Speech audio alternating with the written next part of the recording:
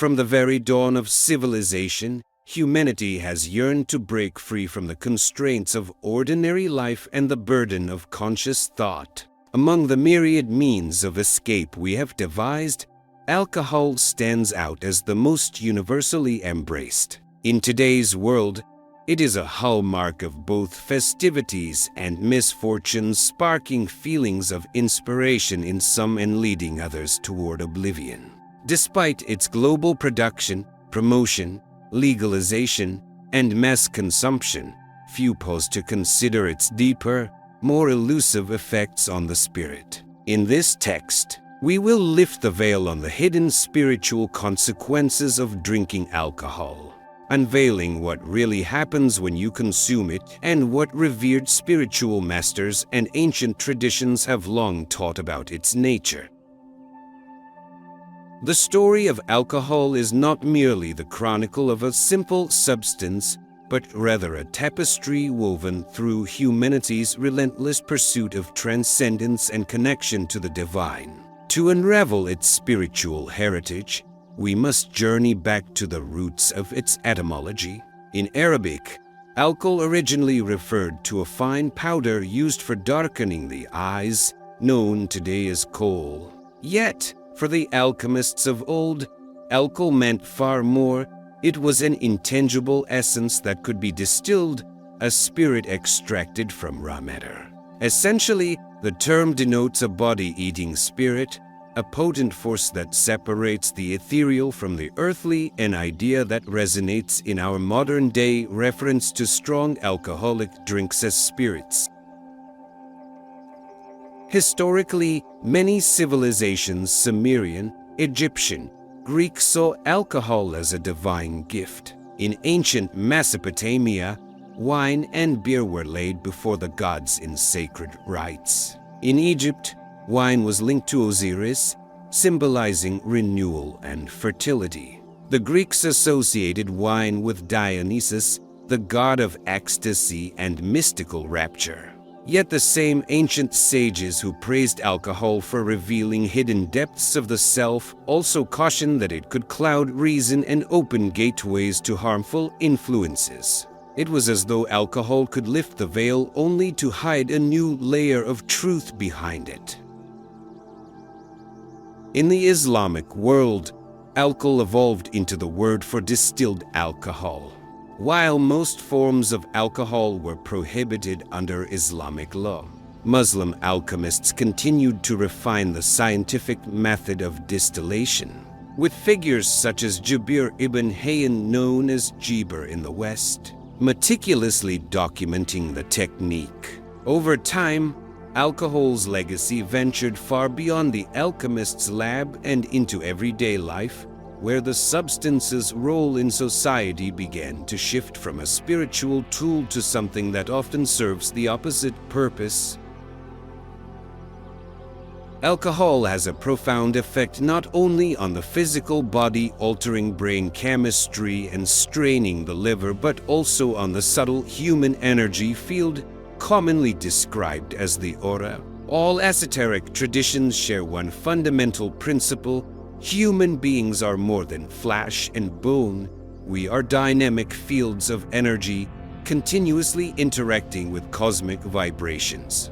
The aura reflects our spiritual vitality, and according to many spiritual teachings, it is precisely here that alcohol's most significant impact is felt. When you drink, alcohol enters the body and initiates chemical reactions in the brain. On an energetic level, however, it disrupts and destabilizes the aura, creating tears or gaps through which external negative forces can slip in. Rudolf Steiner, co-founder of anthroposophy, insisted that alcohol weakens the spiritual self, leaving the psyche vulnerable to destructive influences. These disruptions may invite astral parasites termed larvae in some esoteric traditions, or even malevolent entities that feed on addictive energy. By compromising our natural defenses, heavy drinking can leave us feeling emotionally unbalanced, disconnected from our higher nature, and easily swayed by harmful energies in our environment. Equally significant are the effects on the chakras. Alcohol tends to overstimulate the root chakra, which is linked to earthly desires and survival instincts, while simultaneously weakening the crown chakra, our channel to the divine. This creates a dangerous imbalance that pushes us toward instant gratification and away from loftier truths. Great spiritual masters across time have cautioned about this divergence. Patanjali's Yoga Sutras stress the necessity of purity in both body and mind if one wishes to ascend to higher states of consciousness. Paramahansa Yogananda similarly observed that alcohol dims the spiritual light, obscuring the clarity vital to true realization. Modern neuroscience confirms part of this dynamic, noting that alcohol suppresses activity in the frontal lobes of the brain, which govern rational thinking and introspection.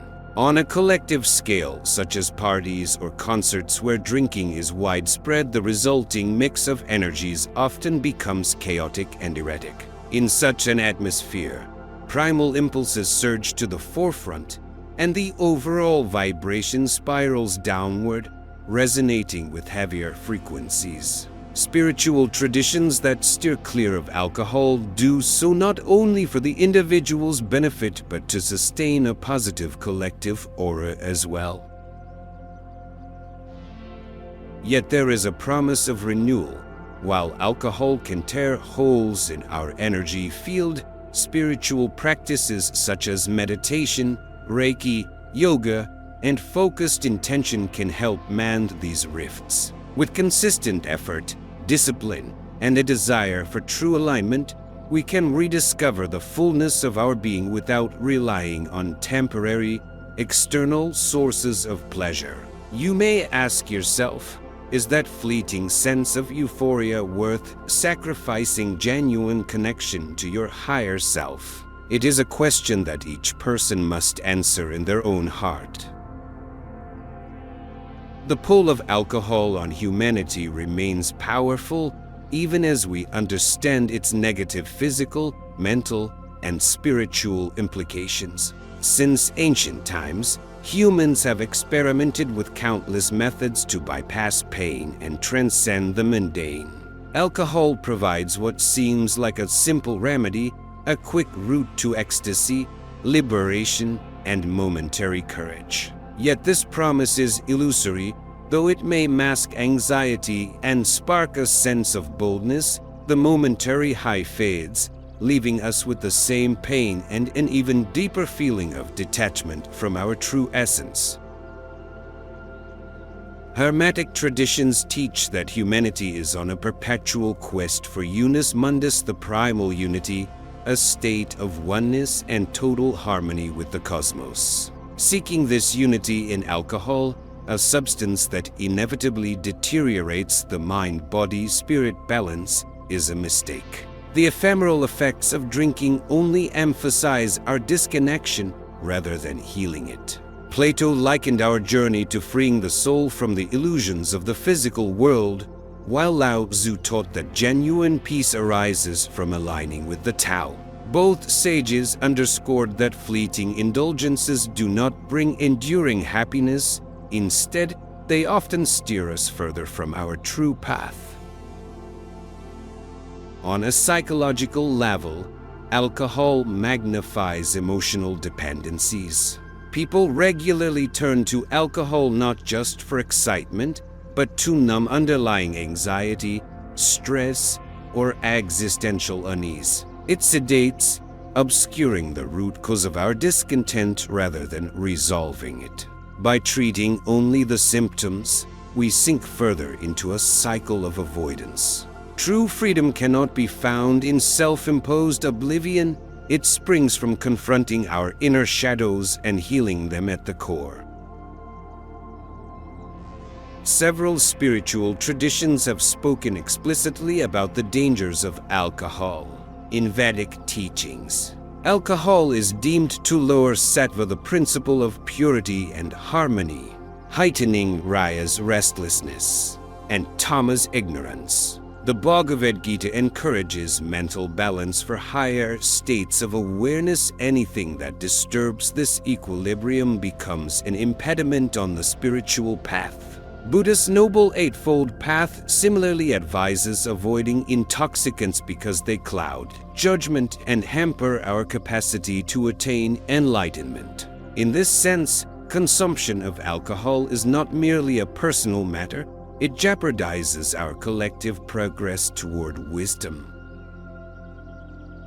Alchemy and Hermeticism exhibit a degree of duality in their perception of alcohol. Alchemists valued its ability to extract essences and manipulate raw materials, yet they also acknowledged its perils, a potent substance that can degrade the human energy body if used carelessly. Some shamanic lineages have echoed similar sentiments. They caution that alcohol weakens one's light body, thereby granting easy entry to energies or entities that thrive on low vibrations. The line between spiritual exaltation and spiritual downfall is perilously thin, hinging on mindful intention. Throughout history, various spiritual masters, prophets, and mystics have shared their insights regarding alcohol, offering wise counsel designed to preserve the divine connection within each of us. Their words are not meant as scolding prohibitions but as loving guidance. In Sufism, the poet Rumi utilized wine as a metaphor for divine love, but he also warned that literal intoxication misdirects the soul's longing for union with God. Within Christianity, while wine symbolizes Christ's blood in the Eucharist, saints like Augustine caution that excessive drinking ruptures one's bond with grace and leads the soul astray. So, how do we free ourselves from alcohol's cycle, whether we rely on it physically, emotionally, or spiritually? As with all transformations, the journey begins with awareness. By recognizing how alcohol affects our body, mind, and energy field, we spark the desire to change.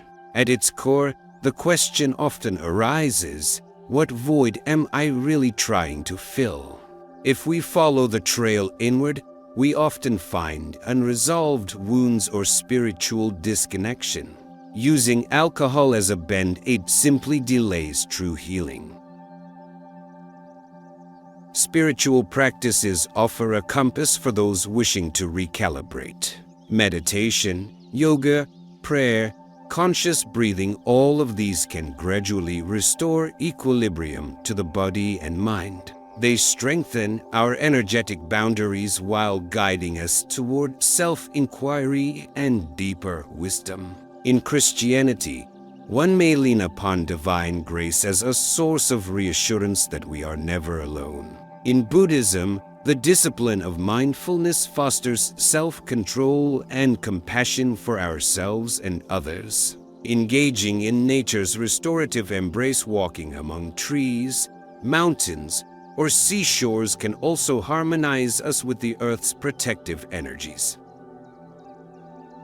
Community can be a powerful ally on this path, surrounding ourselves with friends or spiritual groups who understand and support our aspirations can encourage us when we struggle. By sharing our stories, we realize that our vulnerabilities do not isolate us but instead link us more closely in our collective human experience. Forgiveness, especially of oneself, becomes vital in transcending guilt for past decisions related to alcohol or escapism. As Rumi reminds us, the wound is where the light can enter.